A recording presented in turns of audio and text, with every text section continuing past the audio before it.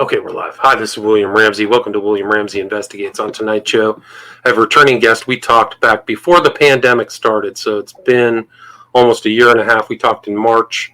I have a 2-hour program with him to split up our last conversation into 2 parts, so you can go back and listen to that.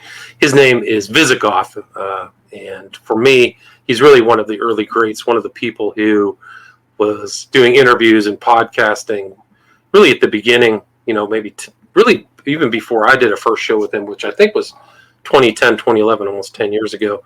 But he's interviewed people like Dave McGowan and done so many other shows. I think the first one, the show that he had was called Grassy Knoll, based on JFK, then Beyond Grassy Knoll, and some other ones that he can go through. But we're just going to kind of reconnect, talk about some his old podcasting years and kind of bring it up forward. We're right very close to the 20th anniversary of 9/11, and we've gone through COVID, so we can talk more about that. So, Keith Hansen, are you there? Yeah, the original show was called From Beyond the Grassy Knoll. Okay. It was named by the person who actually started it. He was someone with whom I worked at the library. His handle was Harry Spencer. So what he did is we did 1.5 hour shows a week. Let's see, I think it would be in March 2002. That would be it.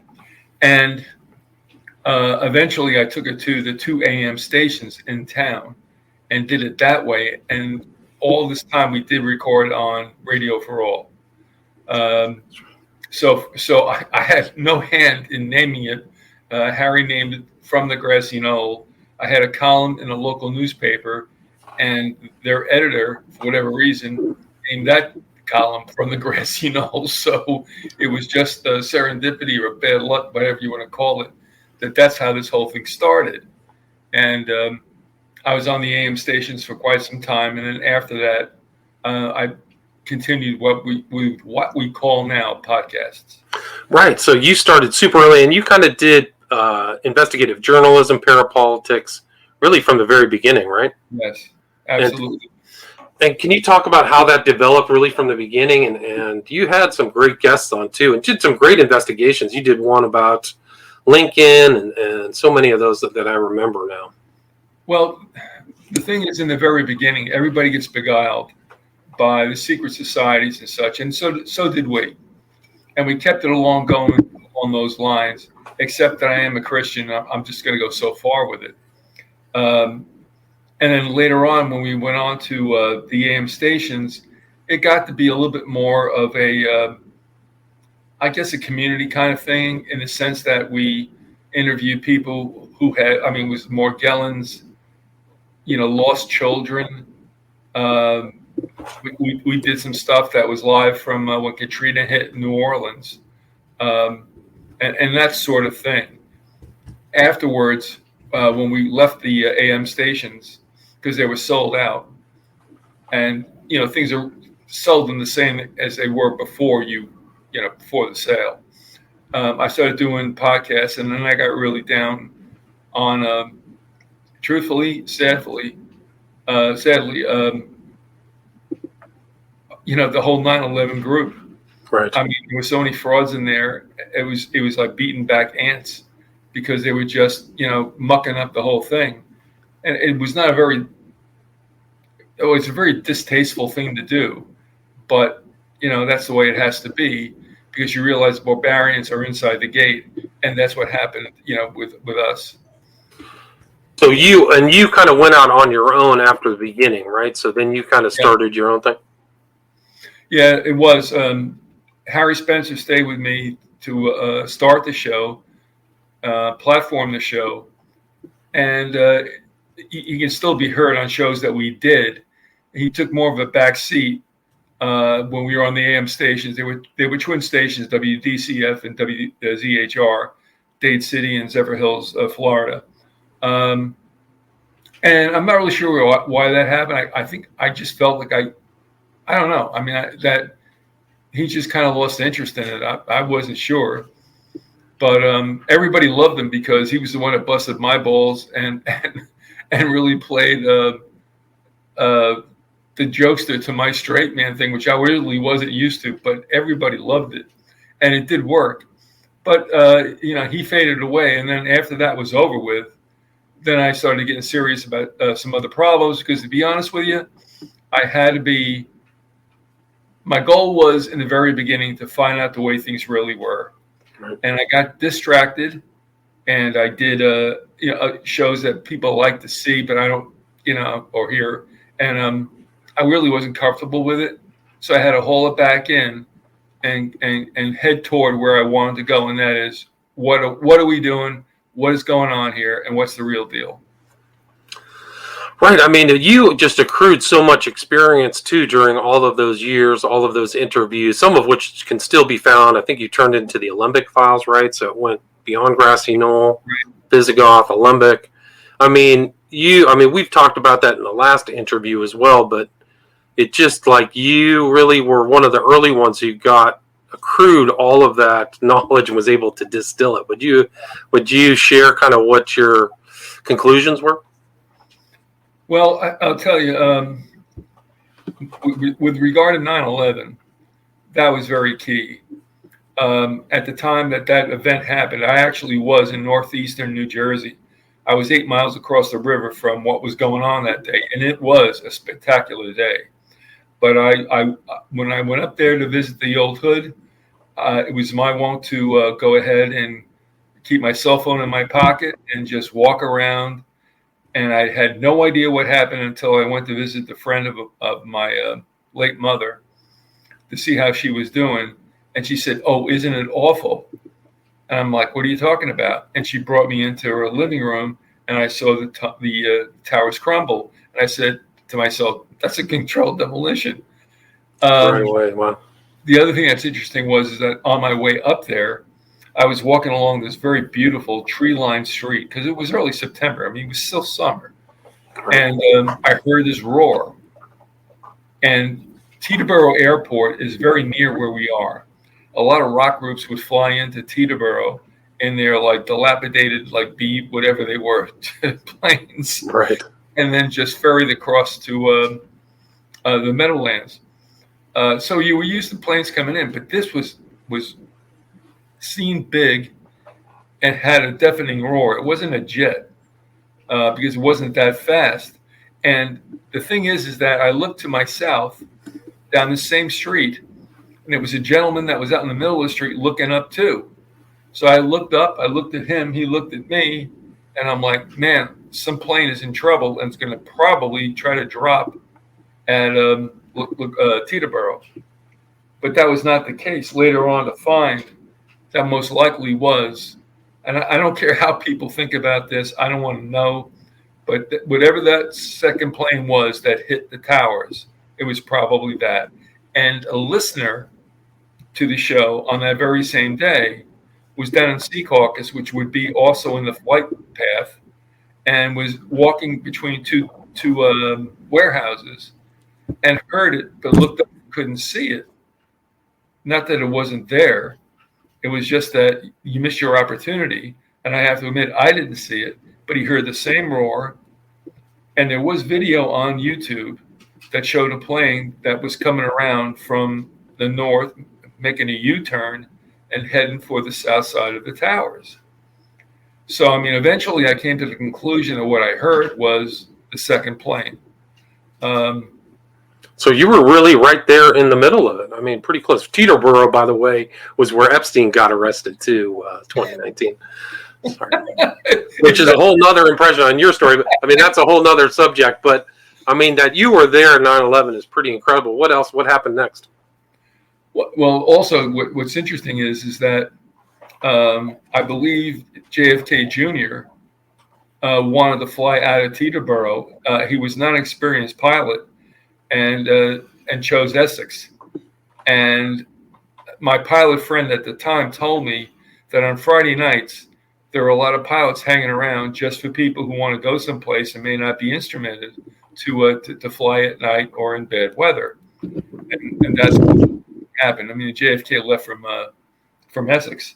But anyway, whatever happened overhead was certainly not a plane in distress, which I thought it was. It was most likely a commercial airliner that was now starting to descend and was ready to make its quite a U-turn into the towers. But I got to tell you, I mean, honestly, I did not see a thing. The guy that was, a couple of 100 yards away from me didn't see a thing. But we both heard the same thing, and the listener that was down in the Sea Caucus heard the same thing. So anybody can make anything that they want out of that. I'm not going to get into the argument about were there planes, weren't there planes. Well, something knocked them down. And whether the holograms or not, I don't care. The point is that, William, the whole bit about 9/11 was who's responsible and why did it happen? Right. And who's responsible and why did it happen? Do you want to answer that? Yeah. We do it to ourselves all the time. Right. There are 3 books that I think are absolutely outstanding about the anatomy of a self-inflicted wound. They would be Robert Stinnett's Day of Deceit. He was a seaman in Hawaii at that time. Got information that was eventually released. That book came out, I think, in 2002. There's also a book in 1954 written by Rear Admiral Robert Theobald called The Final Secret of Pearl. Will give you a lot of insight on what happened that day. And not to overlook what happened with the Maine. That's another situation. The Gulf of Tonkin. That's another situation. But another great book with full of footnotes and endnotes, which are absolutely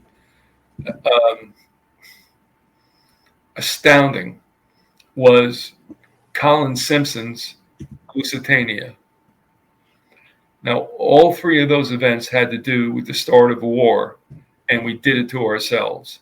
So with regard to 9/11, I don't care if the Jews did it. I don't care if the Arabs did it. I don't care if the Lois Loblovians did it. But that could not have been pulled off without a stand down in this country. We let it happen to ourselves. I don't care if Bush was in office or Clinton was in office. I don't care about any of that kind of stuff. That's what happened. Right. Didn't you do a whole series on the Lusitania at one point? I vaguely remember that. Yeah, I did. I did a series on Lusitania. Simpson got his hands on, previously held back information. The stuff that he did show in his book was not redacted. And I'll just give you one example to let you know where this is going. The Germans had sent via their State of Department warnings for passengers in the United States not to board the Lusitania because the Lusitania was carrying stores and ammunition for Germany's enemy, which would be Britain. Okay. Right. Now, in the cruiser war records, that's a foul. Okay, you don't do that. Which made the Lusitania a prime object. Now, what bothered me about this, and again, folks can read that book for themselves, is that Lord Fisher and Churchill were both kind of sharing the naval duties. I think the Germans sent 50 advertisements to be placed in American dailies of some kind of import, like the New York Times. Mm-hmm. However, they all got strangled except one. So Wilson killed 49 of the 50, and it just said, "Do not board the Lusitania because it's a ship carrying stores and ammunition for the enemy." Right. So it becomes a vessel of war, not a public ship. No, it no longer becomes a public conveyance. It becomes something that as a what do you want to call it? A vehicle of the military ship, really. That's right there. All right. So 49 of those did not make it. Churchill, strangled them all, and they let the people get on board.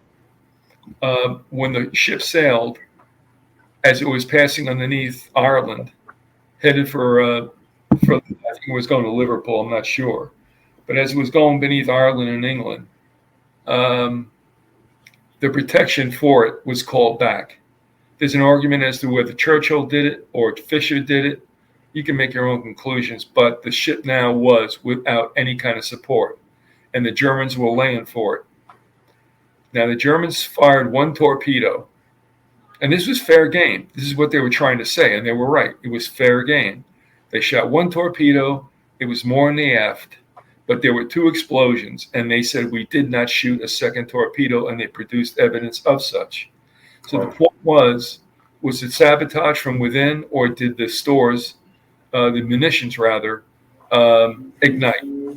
Because the plane was not the ship was not at all sunk. It was listing, but it was not sunk. And then after that, they called back any kind of rescue service. So here you go. So you got the ship now not sinking, able to be rescued, and none of it happened. Right, and that was the whole thing about the English were trying to get the U.S. in the war. They needed an excuse. Who was the interest of this Lusitania going down was really the British Empire at that time. So they were the one who's really benefit. The Americans are outraged. It's a huge public outrage, right? All these civilians go down, so it plays right into the hands of the warmongers. It did. I mean, it took a year or so, but I mean that was the cry then.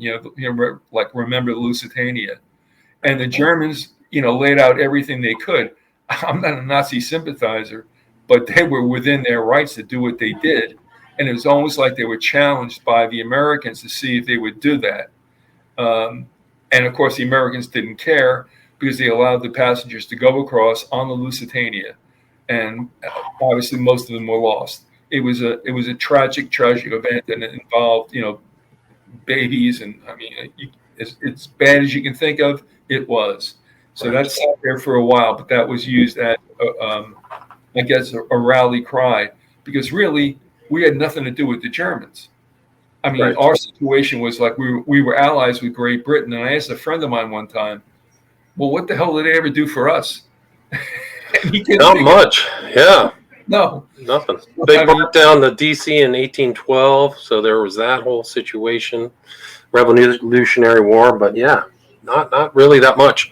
And that was interesting that Crowley came to the U.S. to get the U.S. into war with Germany, 1914. So there's all these ties into the Lusitania. Yeah, Crowley was on one side of the faction without a doubt. And of course, there were obviously German sympathizers all over New York, right? Especially because shipping was the way to go in those days. You didn't have planes, so that was all about shipping. Right. And so you hear about all intrigues about what was going on the docks in New York. They even got the mafia involved, especially in the Second World War. Right. To actually ferret out, Axis agents. So it's a wild time. And, you couldn't tell who was who by their uniforms. Right. No, it really was. I mean, New York was really something else during that time. You and I talked about Viereck, right?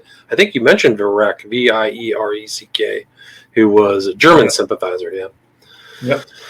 Yeah. So the Lusitania is just one of many. So Lusitania, the Maine, which is the Spanish American. So these huge events were these very well-known entities, ships at the time, right, were just like you said, very important. So these kind of vessels are going down. Tonkin, it just happens every 20 years almost.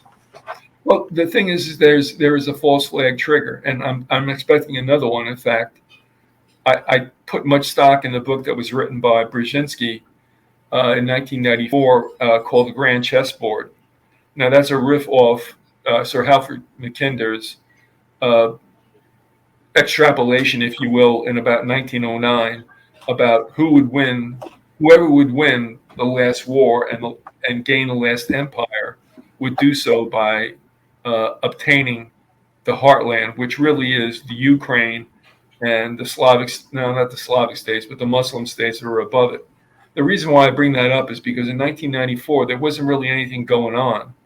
I read the book in 2002. Mm-hmm. So Brzezinski writes it, and if nobody knows who Brzezinski is, he was like the advisor that never goes away, like Kissinger. Right. His daughter is now with CBS News. Minka or something like that. Yeah, right. Minka. Something. It's not a dog name, like a lapdog name. I don't know. Sorry, that's terrible. Yeah, but Brzezinski was around, but he's like a Rockefeller front man, so he was always a CFR and writing these books. Yeah.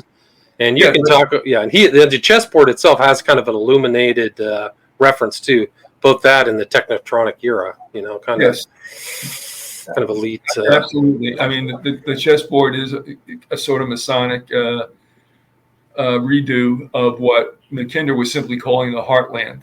Gotcha. He just made it plain that the last war and the last empire would be fought actually on land. And here's where I'm going with this. And this is why it's kind of disturbing that we're over in Afghanistan and we, 20 years and what have we gotten? We've been gone. Okay, fine, that's great. But you see, we're the interlopers. We are not land-based. Our protection has always been 2 oceans. But now we're going to go ahead and go across 1 ocean and try to continue to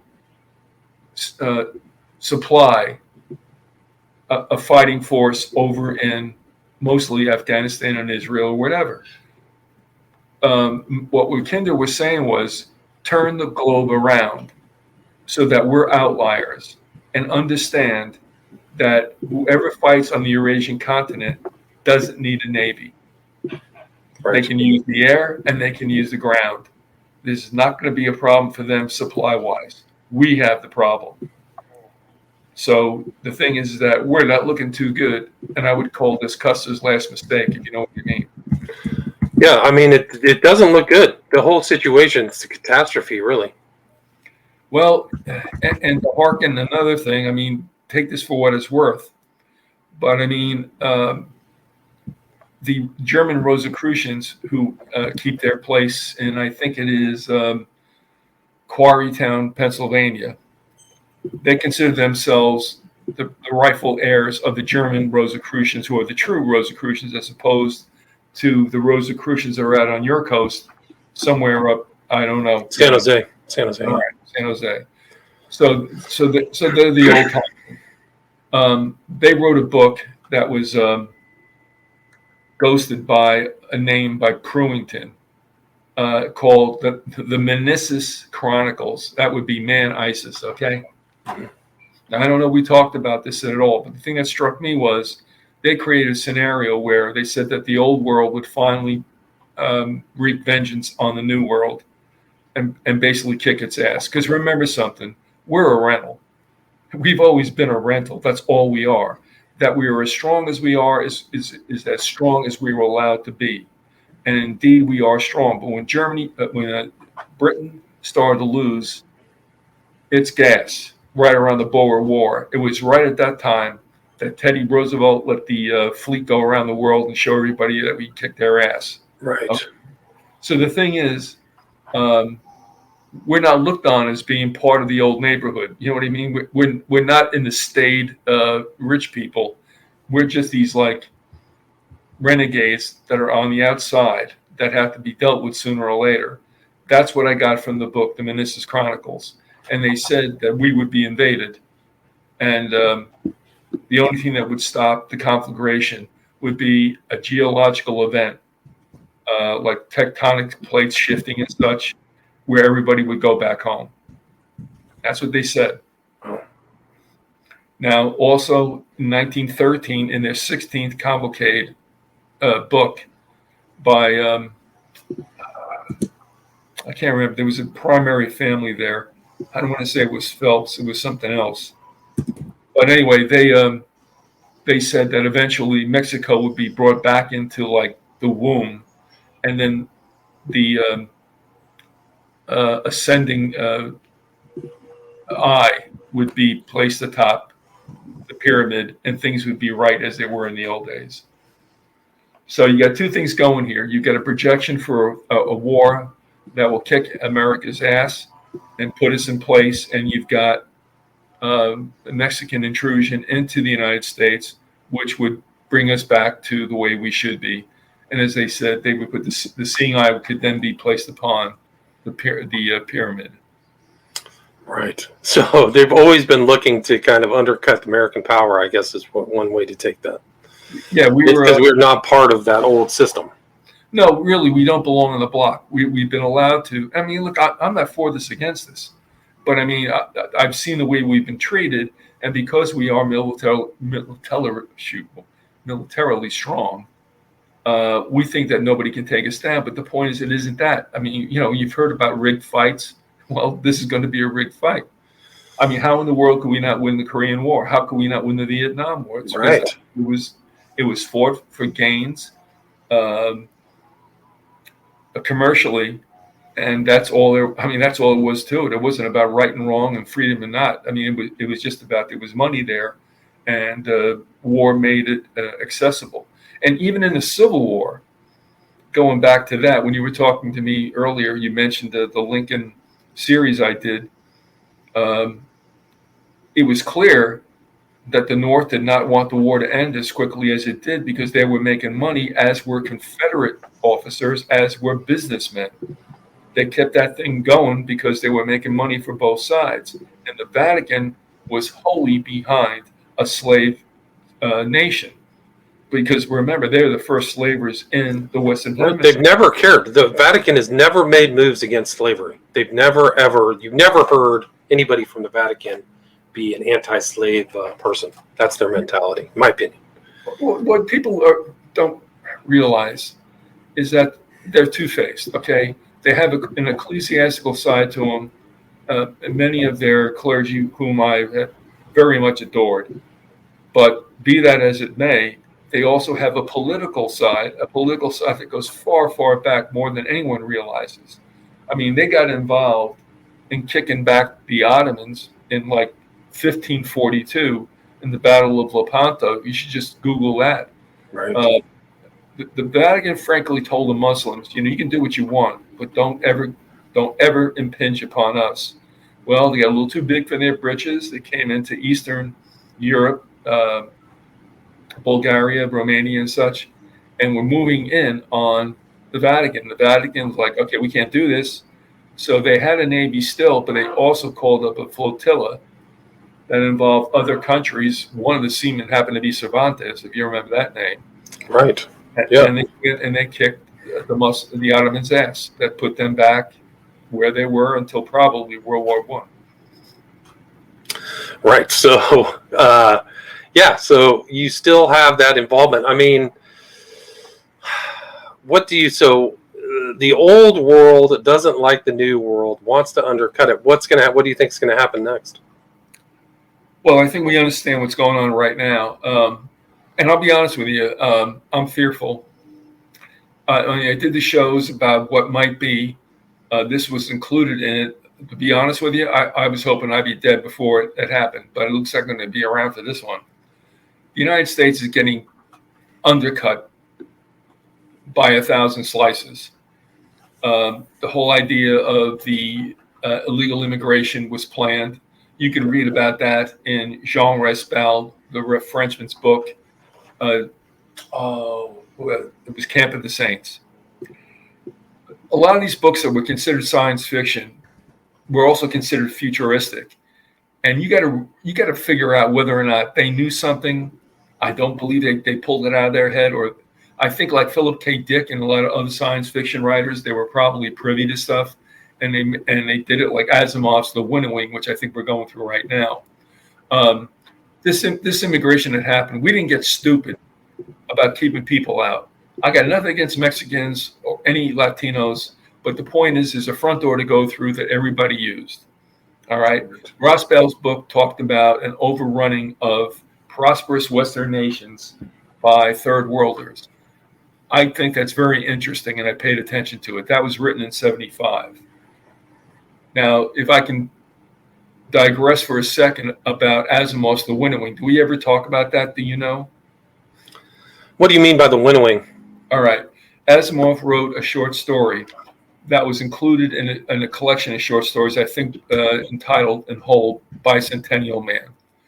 In about 1975, Asimov wrote this very short story about scientists that were approached about altering the lipoprotein of grain so that some people who ate it would be killed.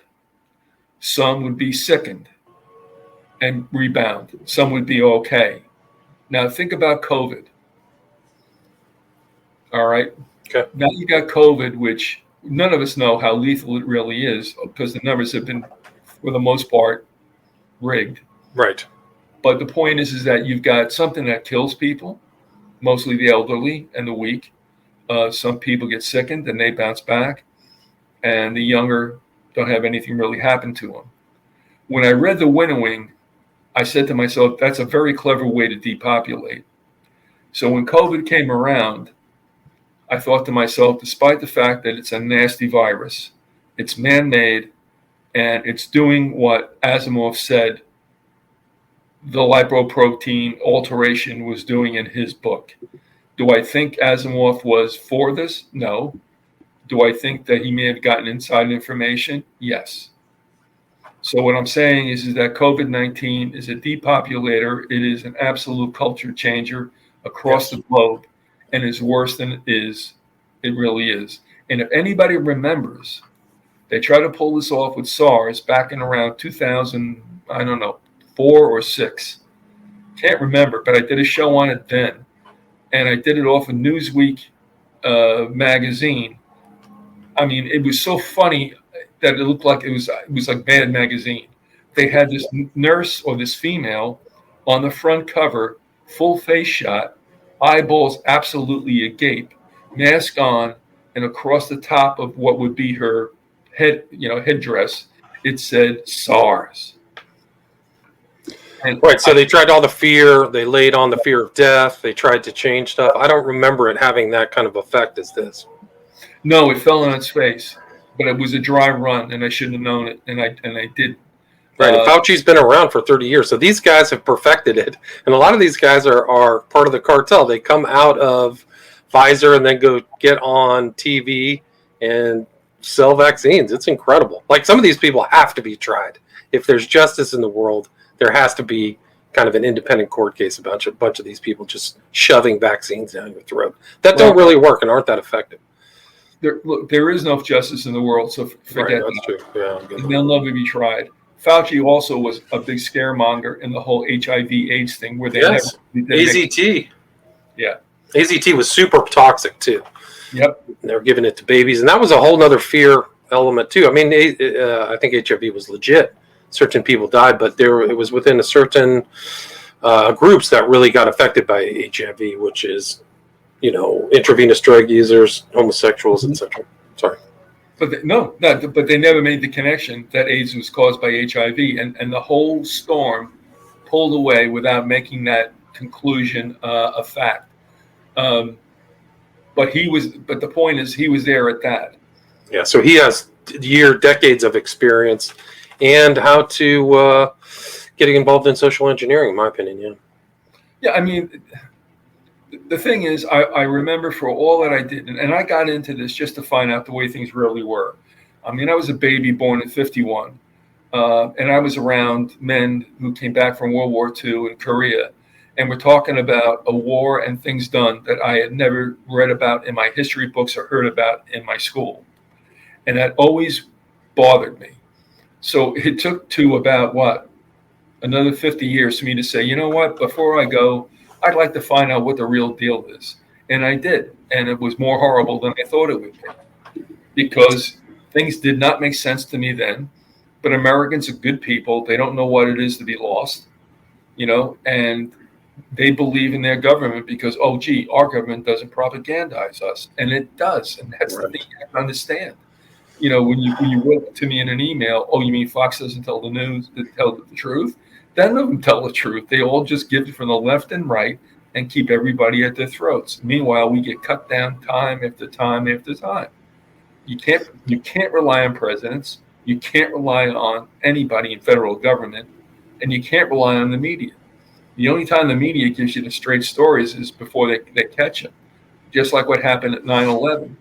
The truth was told in the next 48 hours, and then it got all doctored up. Right. To what it is today. Yeah, people said, hey, it looks like an explosion. Oh, this is it. There's explosions. People are making statements, and that all got covered up within, like you said, 48 hours. All those stories that came out, were gone. Well, what I thought was interesting also was when it came to alternative media, Alex Jones and his ilk just focused on New York because that was the big and bad thing. They didn't talk about D.C. They did not talk about Shanksville, and those two are the bigger stinkers that you've ever seen. I don't know if you've ever had Craig Ranke on your show from CIT. I should. Huh? I should. Yeah, you should, because I tell you what, that child put his foot on the ground and talked to people, and you can see it on his website. And you can find, I mean, the bottom line with that is no plane hit that building whatsoever. Not even that supposed whatever that was, rocket or small plane. That was CG, without a doubt. The Pentagon is ringed with video. Right. Okay, it's part of its protection system, and none of it was used. And they copped the video from outlying stores so that nobody could touch that. That was a colossal farce. And so was Shanksville. Absolutely unbelievable. And if you want me to, I'll share a story with you. Please do. All right.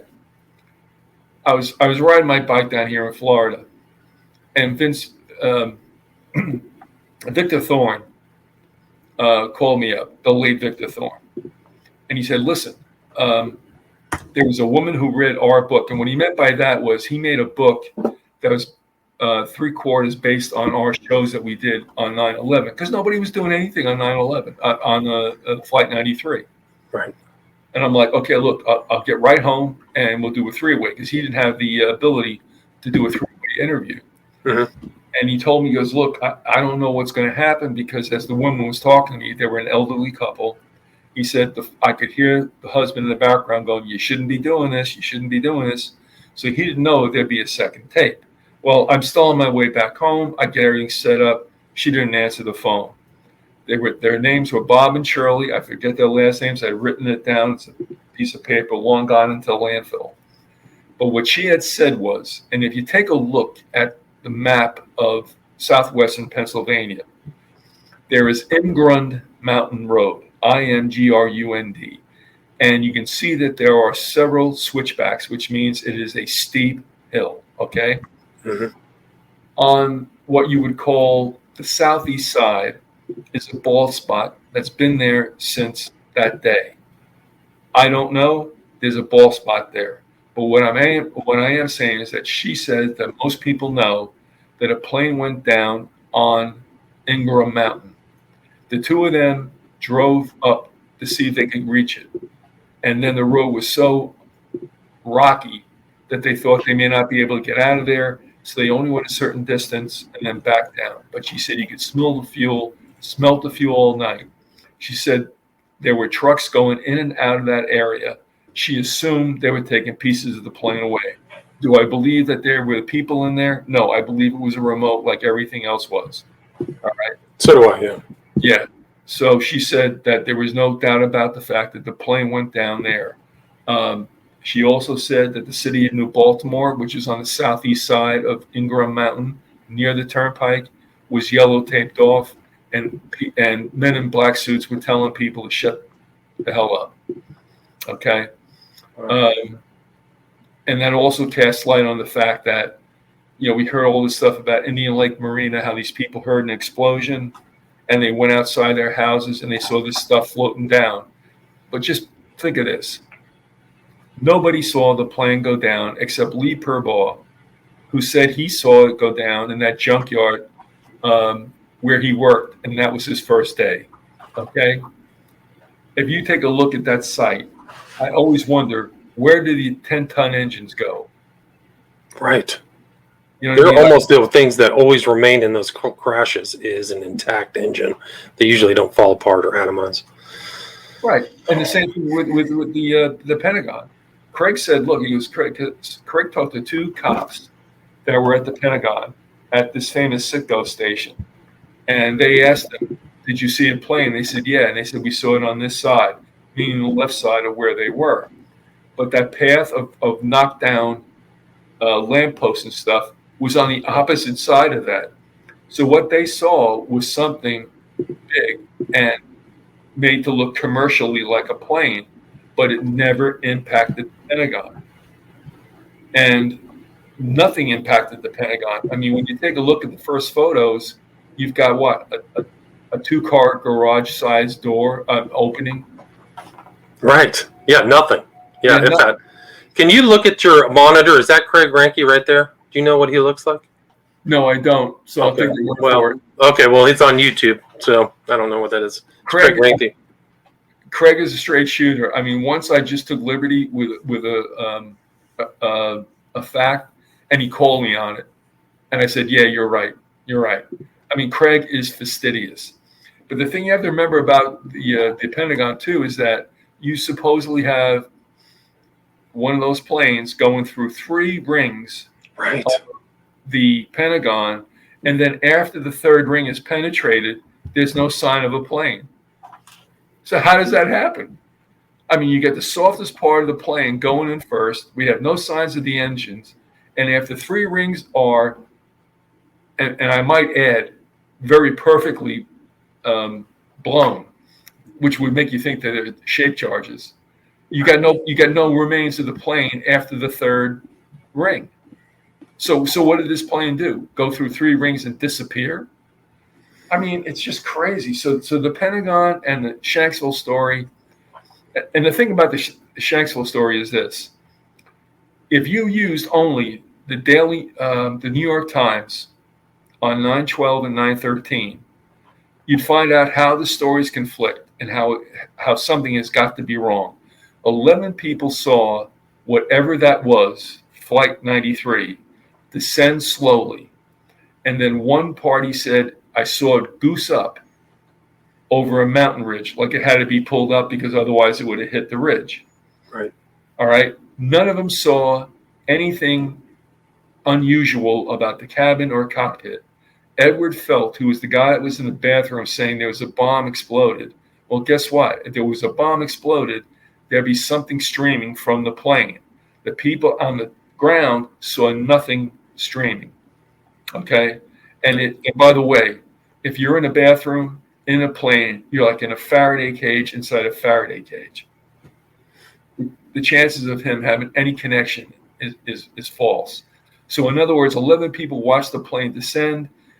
2 of them saw it go over the mountain, but none of them saw it crash. It did crash, but they didn't see it, and they saw nothing streaming from it.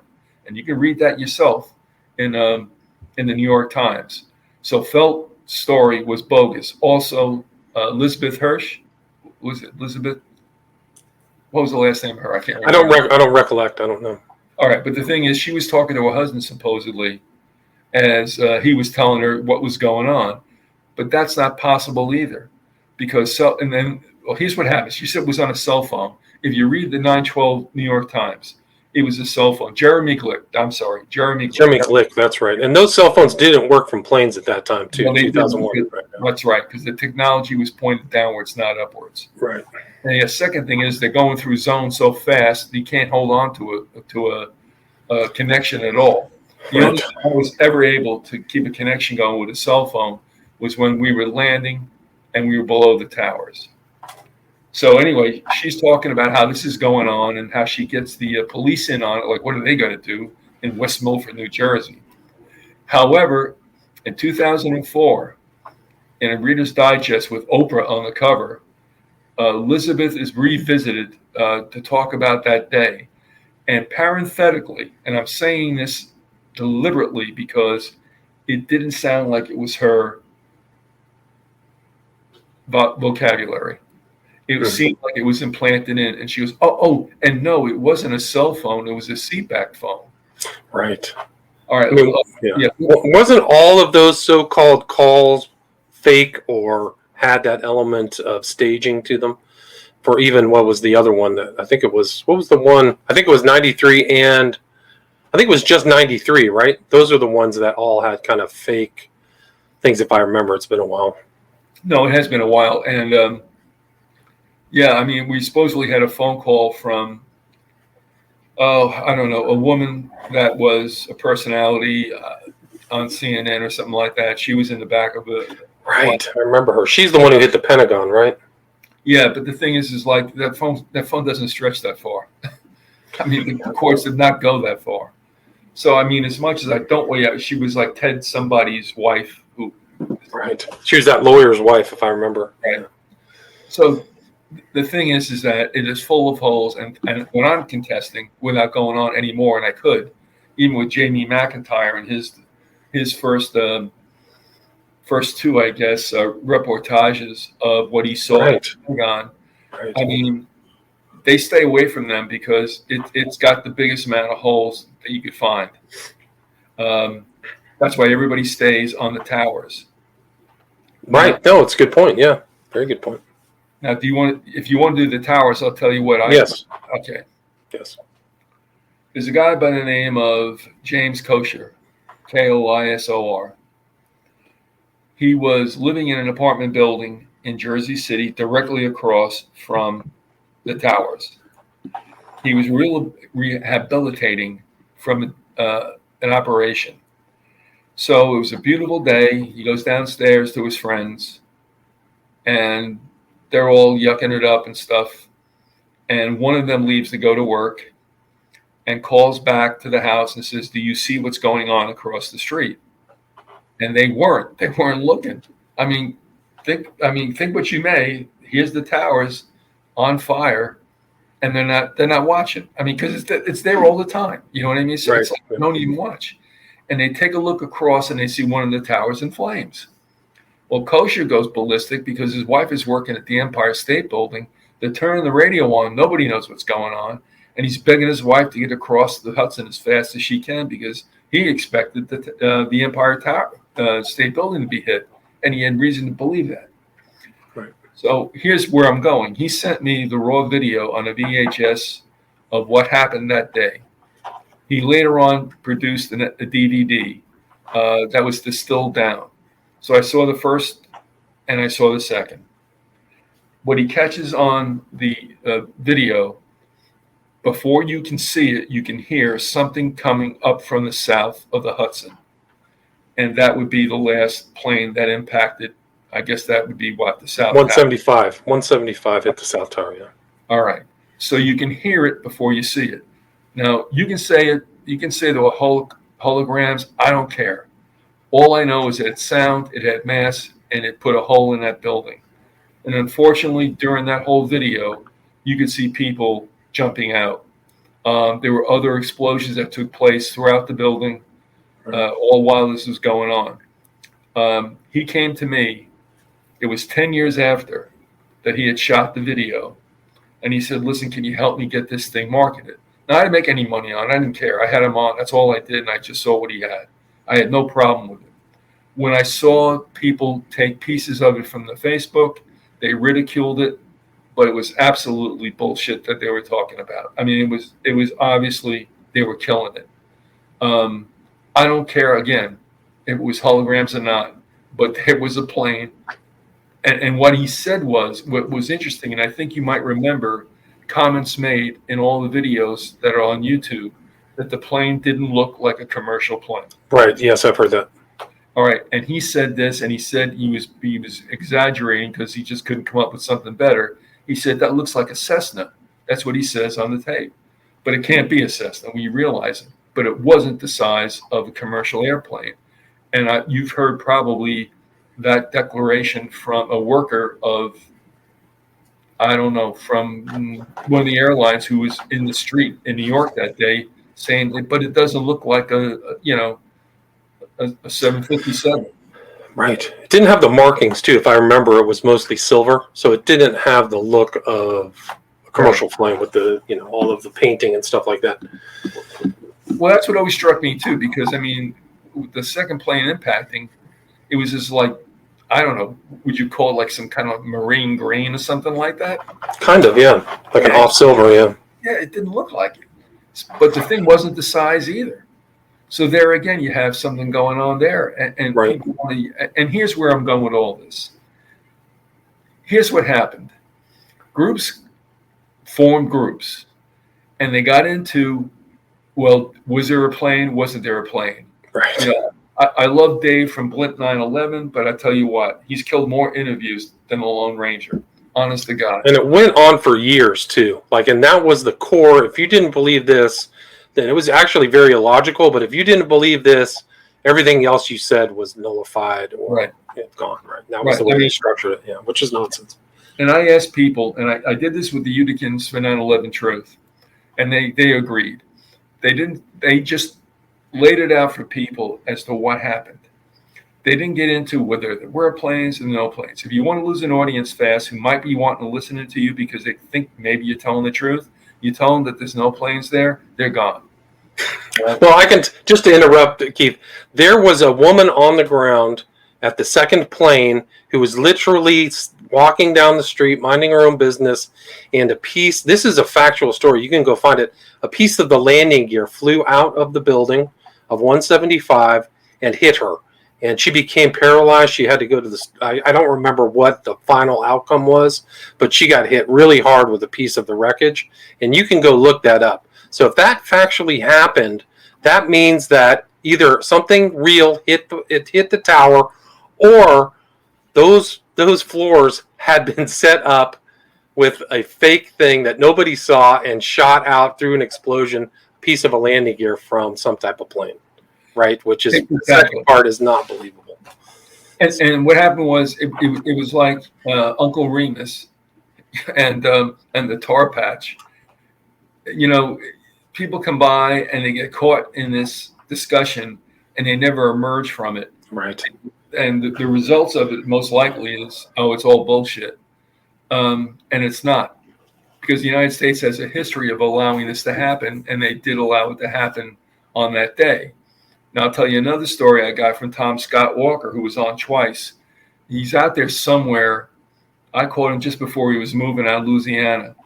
But Tom Scott Walker was a architectural photographer who was living up in Woodstock, New York, a place I know very well, to work in the city.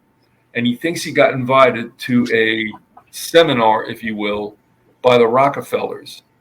And the gist of this whole thing was, the Rockefellers were pissed off because they were being told by the EPA that after years of the towers being up and buffeted 24/7, seriously, by trade winds that come up from the coast, that the building was being corrupted, so that the fulcrum or the friction point would be around the 10th or 12th floor. But the point was that they were going to go down sooner or later. And they were full. They had to be refitted because they were full of asbestos too, is my understanding. All right, which would have been a massive cost. Right. So Rockefeller was like, "No, we're not doing this. I'm not paying for it to be deconstructed." So just keep that in mind. The other thing I would say to you is this: to lay in explosives or to do any kind of work on the towers was no worse than 1962, when I think it was the threat of Hurricane Camille. I think it was Camille in 62. The thing was, they knew that a lot of the tall buildings there would be at risk.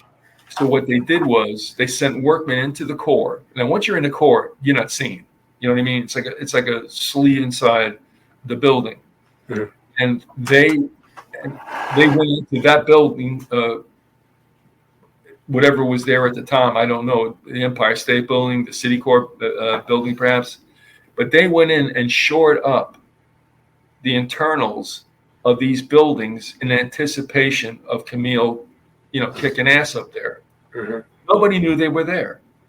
My point is, and by the way, Camille did not pose the threat they thought it would, but the buildings were still shored up and nobody knew about it. My point is with the towers, you could have people, all you got to have is just the uniform and the tag, and you get in. And once you're inside there, you can do whatever you want. Yeah, didn't they say that there were people around the towers before 9/11, that there were weird things, retrofitting, or people back? And so some people had stated that, if I remember correctly. And I think there were pictures from before 9/11, sometime in that 2001 area, of workmen taking pictures through there. So some of that became public. But yeah, I mean, it's a huge, massive, set of buildings. So it's not like a small 7-story tall, 7-story building. There's just tons of people through there. And then we can get to building 7, which doesn't fit into the narrative too. But the thing is, once you get inside the core, you're not seen. Right. That's workman area only. So it's not a big deal. And we're not talking about laying in bombs. We're talking about whatever they're using at the time, plastique or whatever. So it isn't like it's there's any kind of logistical problem whatsoever. They could have been in there for a month or two more. It wouldn't have meant anything. They just disappear. And I mean, we're talking about 2 towers when about 5 went down. Right. Yeah, there's more than those 2. They always just say the Twin Towers, but there's a lot more going on. That whole complex was blown up. I think 6 had a huge hole in it. There was all kinds of things going on there. I think one of those early, the Naudet brothers videos, after they filmed 9/11, Plane 11 hitting the buildings, they did some other filming underneath the towers, and I'm pretty sure that there were multiple explosions heard, if I remember correctly. I have to go back and listen to that. Well, they were. I mean, you can even see them to this day. I mean, I saved a lot of this video, which now is on a computer that no longer exists, so they're gone. But I mean, you had Willie Morelli, I believe, who was a workman there. He was a real New York guy, and he was talking about being 7 floors down in the shanty where they would dress for the work that day. And he says he was blown from one side of the building to the other, and they thought that something had fallen off some kind of dock down there. I mean, we would be absolutely amazed by what kind of activity goes on below ground in these towers. I mean, it's like a city unto itself. True. Yes, that's true. I've been in some of them, and it's uncomfortable, but it's amazing. But the thing is, Morelli said, he got blown from one side of the shanty to the other, and they heard that a plane hit up top.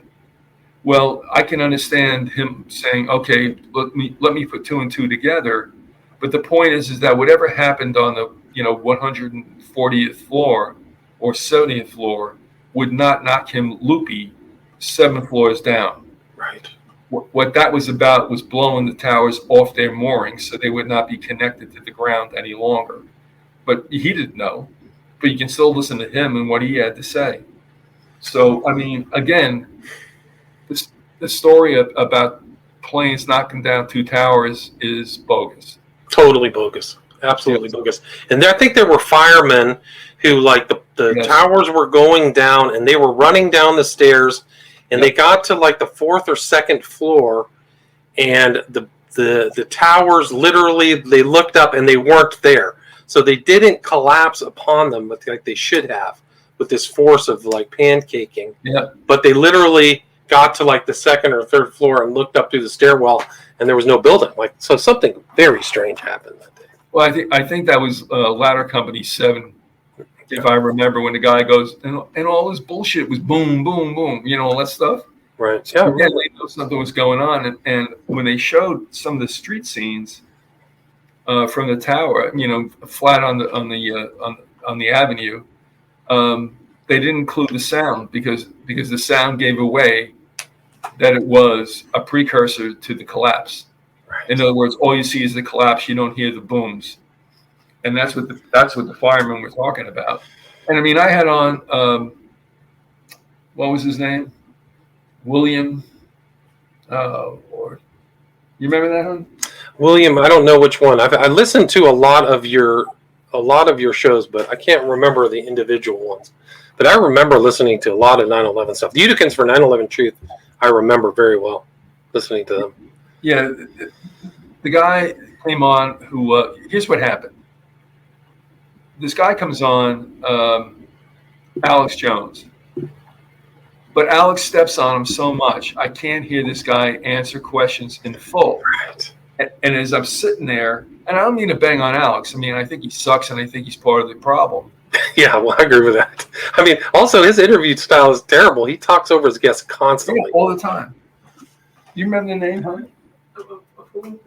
William what? Okay. The mine's a terrible thing to lose. But anyway. So there's a William formerly on your show. Yeah, he was on. I'm like, I got to talk to this guy. I mean, I can't listen to this. This is like, just a bad interview. And I called him up and I had him on. And he was on like 2-3 times. And he was talking about what was going on there. He was out of Pennsylvania. He was called out the second day. And they amassed at Caven Point or somewhere near Staten Island Liberty Island, to be brought in when they finally could clear away enough crap to let other EMT units come in.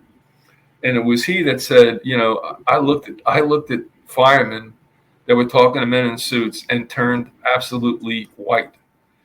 He said, so they were, and here's where I want to go with this also. With that story about Bob and Shirley in New Baltimore, New Baltimore being the city southeast of the crash site and right near the Pennsylvania Turnpike, they said that people were being talked to and just told basically shut up. So I mean, don't think that the suits weren't there and enforcing the edict, Right. and that's why poor old Bob probably didn't allow Shirley to come on the second time. And I'm sorry because I never got a chance to talk to her or record that. And I mean that again, that sounds like bullshit, like like it never happened, but it did. I mean for Victor to call me up and say, listen, where are you? Can you help me out? And I'm like, yeah, all right, I can. I just stopped my bike and rode back home, and we couldn't get it done, and she wouldn't talk again. He did definitely write a story on it with pseudonyms. But the point of the matter is that people know that nothing dumped at the 9/11 Shanksville site. Nothing. Yeah, it's incredible. And wasn't Victor Thorne up there? Wasn't he in Pennsylvania in that area? Well, Victor and Lisa lived in near State College, which was pretty much dead center of Pennsylvania. Gotcha. But they were able to, pretty much take off in a minute, and they went down there. I looked on Google, and I looked at it. If you look at Ingraham Mountain Road, and you do follow it to its apex, and of course you're looking at 2D, so it's you got to not use your imagination, but you got to make some exceptions. And you can see that there's a scar on the southeast side of what would be the peak. It's still there. It was there in 2001. It's still there to this day. Whether it was a burn, which I would assume it was, or whatever, it still exists. Nothing else does. Yeah, and it's crazy. Victor Thorne decided to kill himself right during Hillary Clinton's campaign for the presidency, right? I don't know when he did it. I only know that he did do it. And I'll only say this. I enjoyed working with Victor. He was thorough. I did not know him to be at all playing fast and loose with the truth. But I also know he had some monsters. He did. Yeah. Not his real name either. I mean, yeah, so that's a loss. He wrote a ton of books. I know that he was doing trying to do, honest research. So yes, he did. In fact, I'll tell you what, when you talk about the old days of this whole 9/11 stuff, I only came into it in 2002. Harry and I started our show in March of 2002. I started to get interested in the fall of 2001, even before 9/11, but not really to a point where I wanted to do anything about it. As I said, I was visiting friends on September 11th in 2001, and I just looked at the collapse, at my mother's friend's house, and I said, it looks like a controlled demo. I mean, that's it, and I went home, and the next day, it was the next day, it was a Sunday.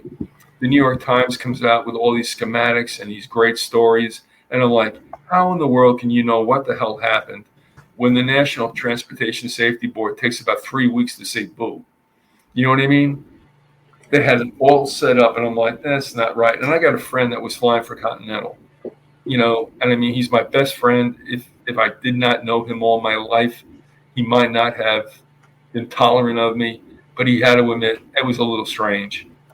But I didn't do anything with it. In fact, I flew out on the very first flight that was released from Newark to Tampa, and they were like, I tell you what, there were cops all over the place with German shepherds and everything. I mean, it was like being in like East Germany, 1951. So, I mean, I looked at a friend of mine. I'm going to suppose this is probably the safest day to fly the whole year. Probably, yeah, probably after that. I remember flying in October of 2001. It was very safe. When we landed, everybody clapped. So that was, something else. I mean, it's just incredible. You did so much work. Do you know where people can find your old 9/11 shows? Because I think the Alembic files or something is still collected online, right? I never put up one of them. Other people did. I didn't stop them. They didn't ask for permission. They don't have to because I was out in public domain. So I wasn't going to get like that. Whatever is out there is out there. That's all I know. I mean, even to this day, and I will tell you, like yesterday, I got a file sent to me that I did with Dave McGowan in back of Program to Kill, and I had no idea. I gave my archives to my former webmaster, who succeeded Angie, who was absolutely outstanding. So, and I've lost contact. So I never know what's out there. You had Thinkerbee, Eaton. You had a lot. Your domain is still available right now, Thinkerbee, Eaton. And I remember all that stuff, because I was definitely a listener. Well, apparently, hit one of these. Apparently, I got like 470 some up on Radio for All. Radio for All, that's right. I think it's there. Yeah. I don't know that they're active though.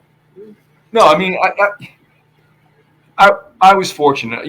I got lost for a point there where I did some occult shows and stuff like that, which I just felt I had to do just because, it was a buffet. And I realized my heart wasn't in it, and I really didn't like these people.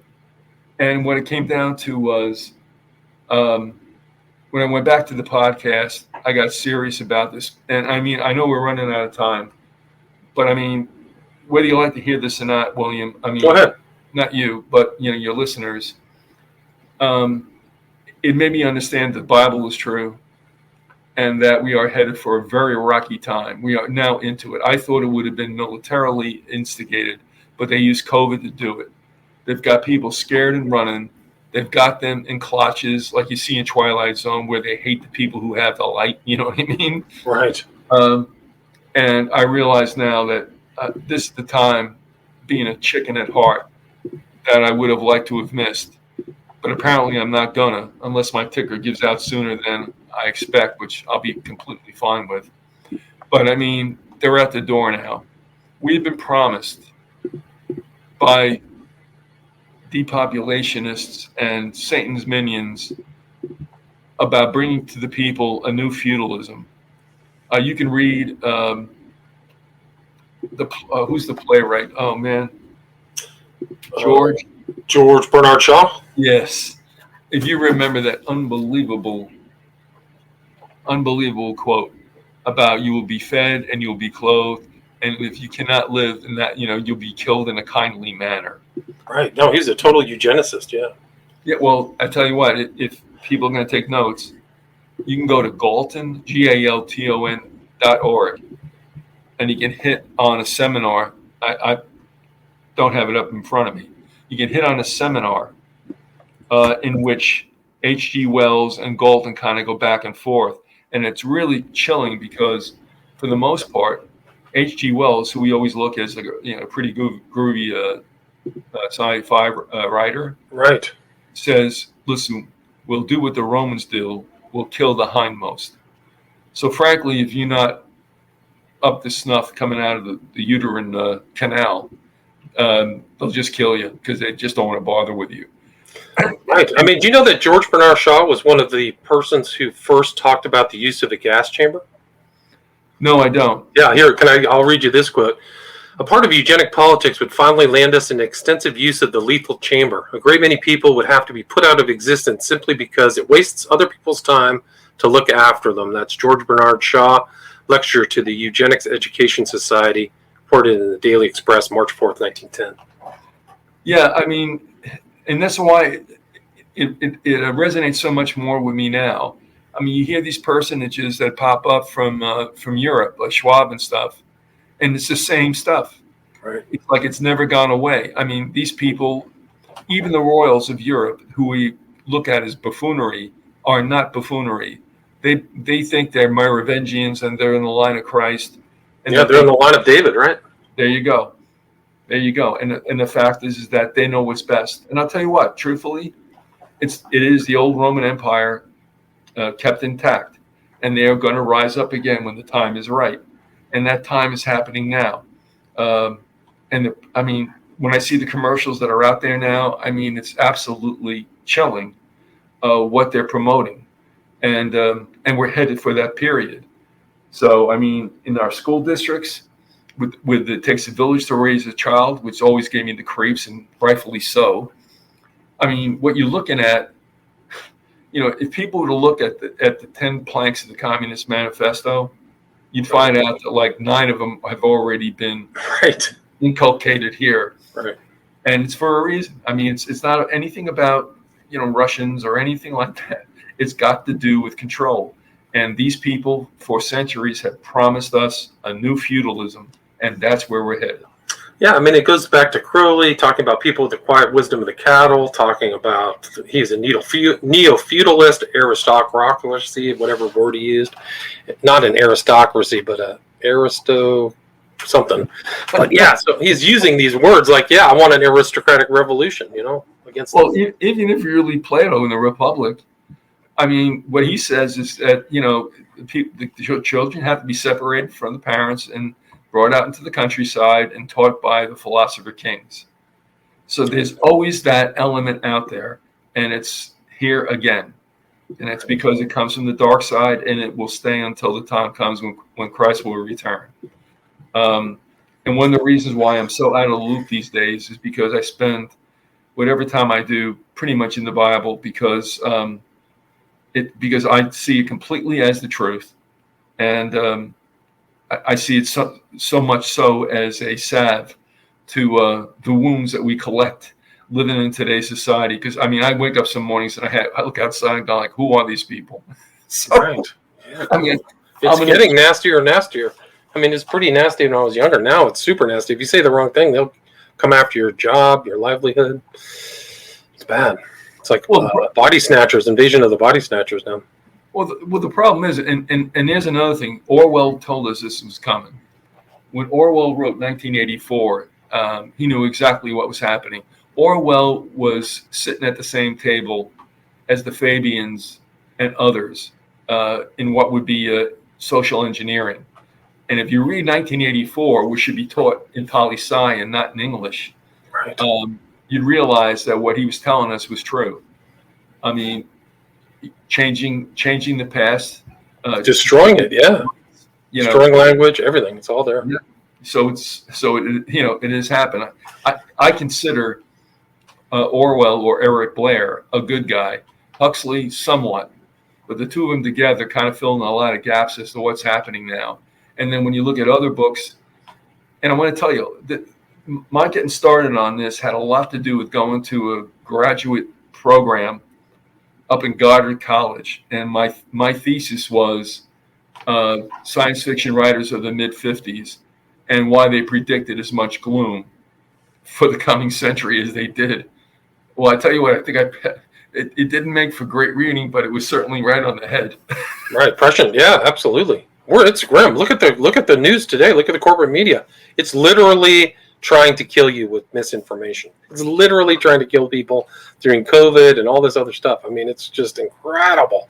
Like, you would think that your tax dollars or something would go to something else, but nope, you don't get that. I mean, I got a couple questions for you. One is, you've had so many great guests like Dave McGowan, Alan Watt, who recently passed away, which is a loss. A lot of people don't know the name of Alan Watt, which is a loss, because he was really one of the first people who was talking about kind of the scientific dictatorship and the eugenicists and things like that. Can you talk a little bit about Alan Watt?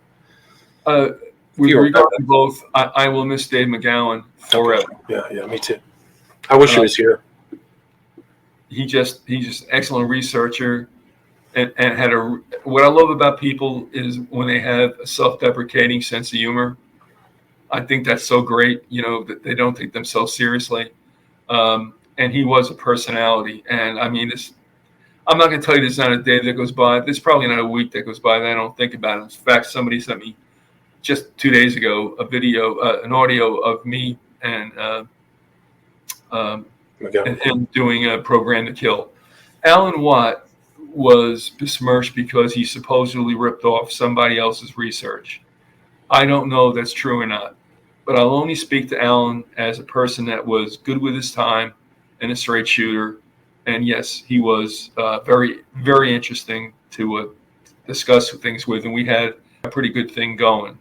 I'll also tell you that real favorites of mine were, oh man, brains all over. Think about it, because Alan Watt also was one of the first pre-internet guys. I think that he was writing his manuals and his scripts and printing them out through a printer. So he was very much kind of like a pre-internet pamphleteer. So he was really trying to get the word out. So I think he just died this year. I don't think he was. I think he was, in his older years. But yeah, I used to listen. I went through a phase where I listened to him all the time. Like I learned from him what I needed to learn and kind of moved on. Well, he was a very gracious guest, and of course he had the brogue, which makes him easy to listen to. And he was always there for me, and I had no problem with him whatsoever. Andrew Colvin was another one. We did a series of 1 year. We did every one. This is the month that was, which is based off an English show. This is the week that was, and that was a big deal. And also, oh my God, I feel so bad about this. Gordon Comstock. I used to listen to you in Comstock all the time. Gordy, definitely, without a problem. Yes, yeah. And Eric the blacksmith. Yeah, you had some good ones, and I did that show with about Hollywood. We talked about Hitler too. His name was, I can't remember now. See, my memory's not that good at all. Also, Adam Gorightly. Adam Gorightly, yeah. I just talked to him this year. He just published a new book. I don't know if you know that. Yeah, he did. He put out a movie also. Nice. Cool. He's busy. But he did something that was really interesting. I see what's out there. My wife's showing me what's out there on YouTube. That's scary. Yeah, I'm trying to find it. Daniel Benkowski is another name. Benkowski, yeah, I remember Benkowski. He was wasn't he a magic, a literal magician or something like that? Yeah, something to that extent. Yeah, he was. But I have to tell you also, I'm just looking at this now, and Joanne showed this to me. I think the only existing interview with James Montgomery. James Montgomery, you reference him all the time too, right? Or far frequently. Yeah, I did a 2-hour and 28-minute interview with the informer who has passed away, and Montgomery. Montgomery was really audio shy. He really didn't want to do anything. Mostly we just interviewed. We just emailed, but he did come out for this interview. Montgomery was a little less emotional than the informer. And I tended to kind of lean toward Montgomery about, and this has got to do with the truths of America and all that other stuff. So anyway, Larry the contractor, was that right? Larry the contractor. Larry the contractor guy. Yeah, that's why I did the show. Yeah, 12 episodes on Nazism. That's right. And then I did a lot of books because I worked in a library and I saw some books that were going to get thrown out. They were donations. And this is the reason why the word doesn't get out. And it's because they are what they are. I mean, they're a little bit, to the left of right or whatever you want to call it. And they don't make it into the stacks. But I took them and I did shows on them. One of them was The Ominous Parallels by Leonard Peikoff, who was a professor at Hunter College. I mean, and he called it right on the money. He wrote a book in 1982, The Ominous Parallels, The End of Freedom in America. And he likened our culture to the Nazi culture, because you can substitute the word Nazism for statism, okay? Yes. Yeah. And I'm going to say this much, okay? I have no problem living in the United States. I have no angst against it. I have no powerful feelings one way or the other. This is where I was born. This is where I pay taxes. This is where I lived. But this culture is turning fascist. And they use COVID to do it. Now, you can imagine what it's like, in a twilight zone, if they find out one of you aren't vaccinated. You're going to get stoned on the city's fringes. That's what it's about. Patriotism is statism, and it's unthinking. It's just reacting, and that's what Peikoff was trying to say in The End of Freedom in America, The Ominous Parallels. It doesn't take much to get people to start to turn like a bunch of starved dogs. And I see that happening here. And the one thing that really upsets me is, like, as you know, I mean, I played ball for a lot of years. I was a coach, as an umpire. I like athletics because it was a release.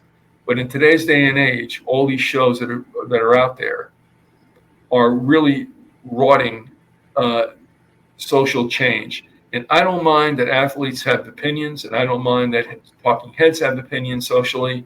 But you know what? When I'm watching sports, I want to watch sports. You guys have enough platforms to do your thing elsewhere. But this is a very insidious conveyor of culture, what's going on right now. Yes. And it's happening with sports and entertainment. Yeah, it is. It's all politicized. Everything's politicized. The numbers are politicized. Everything. It should really scare the living daylights out of people. We're not that free. We talk about the land of the free, home of the brave. That should just be stripped. That axiom should be stripped away from this country permanently, because it does not apply.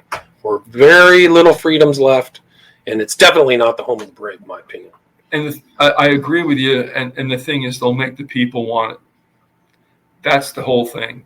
And that they're being manipulated into wanting this.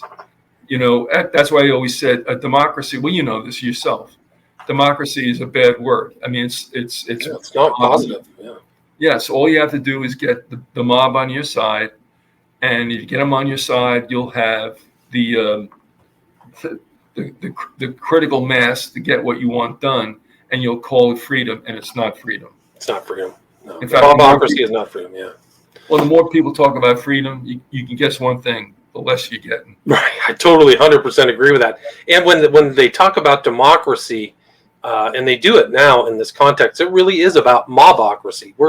And the country in its founding was not democratic. It is a representative, a Republican. No. So they were afraid of democracy. They wrote about it all the time. And so all the old Greek philosophers as well were afraid of the mob. So when they talk about it today, the mob is ruling a lot of stuff. A lot of these, like Chauvin or whatever, what he did was bad, but I don't think he intentionally murdered that guy who was on drugs. And I think the force of the mob influenced the proceedings in a negative way. And, I feel sorry for George Floyd. I feel sorry for Chauvin too. Well, the thing is that this is not coming by happenstance. It's being orchestrated, and every opportunity that presents itself, because they always do, it's being manipulated in a certain way. I mean, and I'm sorry, you can call me racist if you want to. I'm just observing this.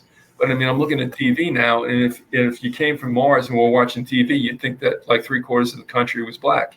Yeah, that's true. I mean, if that rubs up your back, fine. I mean, all I'm saying is that I was alive in the 60s, and I know how bad things were then, and they were bad. But the Jim Crow days are over, and it's after a while, it's like, if you're not going to get it done with all the breaks that are still out there since affirmative action, and I know this, like I said, it's going to piss people off. It's like, well, what do you want? I mean, you can have 7,000 out of 8,000 actors on TV being black. That's not going to help the black population. You know what I mean? It's going to help the 7,000 actors who are black. So, I mean, if it ain't fixed, it ain't going to get fixed. And as much as we say about our country that we're together, we're not together. No, we're not. It's not together anymore. Yeah. So it's kind of the future is going to be very grim. The next couple decades, I'm about as opposite of optimistic you can imagine. Well, I'll tell you, bro. Yeah, I mean, you have children. I don't. It's only I and my wife. But what I see happening now, it's not. Look, anything that media does, and media is bought out too by the same people who run the politicians. Right. All right. All they are. I mean, people get pissed off about Biden. I couldn't care less. He stinks. Bush stank. Obama stank. It doesn't matter. All they are script readers. If this country's going to go socialism, they need a Democrat, so they're going to use somebody. Joe Biden in Pennsylvania is an absolute laughingstock. This guy's got his hands on more girls' tits than you've ever seen. I'm serious. Go look on YouTube. I mean, it's just a joke. Do I care about him? No. Did I care about Clinton? No. Another liar. But these are the people that are put up there to sell the script. That's what they are. They're salespeople. And so the whole idea of Democrat and Republican is strictly to keep people at each other's throats, and it's never been worse than it is now. Yep. And in the meantime, we go down the tubes. Yeah, I mean, it's not looking good. I mean, it's not. You have accrued so much experience and wisdom with all your shows and all that writing. When you're going back and looking through the Bible now, can you share kind of what your conclusions are? I mean, I know that you're a Christian, but like in current times in my life, I go back to the Bible and I go, oh my gosh, this is true. This is true. I didn't understand that. Yeah. I mean, do you have those kind of moments? Without a doubt. I mean, when we first began the show, I really didn't want to do a lot of cult stuff, but people seem to really like it, and I get it because it's like spooky and stuff like that. But I wanted to get away from it. And then Harry said to me, we're getting too churchy. And I'm like, well, that's the way it is. And I'm not going to say that led to our splitting, but I started to realize more and more that what I was seeing about the New World Order is congruent with Satan's takeover of the planet for whatever period of time. And so I have no problem whatsoever. I mean, if people aren't deep into the Bible, I mean, if you only read the New Testament, I think you'd understand exactly what's going on. And I, in a way I didn't, and then I did. And I'm like, and that's when I turned the show to being, pro-Bible. I mean, look, there are a lot of biblical con men out there, all right? But here's the one thing. Get yourself a Tyndale, a KJV, or Geneva Bible and read it. Don't let anybody tell you what the Bible says. You read it for yourself. Lord will take care of the rest. And so, yes, William, I mean, to be honest with you right now, I'm in that stage now where I'm nesting with the Bible because my time has come and it ain't good. Yeah, I'm sorry to hear that, man. I mean, you've just done such great work, and I really appreciate that. What do you look like for you as far as like where can people reach out to you? Do you have social media? Is there something like a website? Or, I mean, I know that you're kind of still chatting with some of your old pals, right? Yeah, I mean, all I use is email, and since you brought this up, I'm going to lay it on you. If anybody wants to get to me, they should email you. That's fine, because I get a lot of emails. So you can send it to me, WilliamRamseyInvestigates@gmail.com, and I will forward it to Keith if anybody wants to reach out to him. I mean, we're at 90 minutes. I'll let you go. Is there anything you'd like to add? Anything I missed before we wrap up this discussion about really interesting topics, 9/11, false flags? Pretty much all the truth is a lie. That's pretty much what it comes down to. If you want to find the truth, you're going to have to go beyond what's out there as far as history books, textbooks. I mean, we've been propagandized pretty well, as much as we make fun of countries such as Russia and North Korea. Everybody works their people, and so do we. We're no different in that matter. If there's anything that we've had is prosperity, and it's been more freedom. There's no two ways about it. But they're shrinking, and the whole idea of what's going on now is to make all the countries the same. We're all going to be treated equally, and equally as dogs. And that's all there is to it. Until Christ comes again, we're going to see the hard side of life. And I'm sorry, but there's no two things around. The cavalry ain't coming to save us this time. Yeah, it'll only be on the return of Jesus Christ. So again, it's the Great Vyzygoth. Go check out his stuff. I'll put the link to radioforall.net, and I also know a couple places on YouTube that uploaded a lot of your old stuff too. So I'll put these in the show notes. And if anybody wants to reach out to Keith, they can send me an email. But Keith, thanks so much for your time, man. I really appreciate you. I appreciate your work too. Listen, I appreciate the fact that you were as ambitious as you were to get me back on. I didn't mean to be like that, but I got like a little situation here. And secondly, sure. I do know that, honestly, I know that you were grateful for me putting you on in the early days. Definitely. And I like talking to you. So. Yeah, likewise, man. It's great to be with you and talk with you again. And persistence pays off. I'm determined. That's why I get these guests. They just give in. They just give up.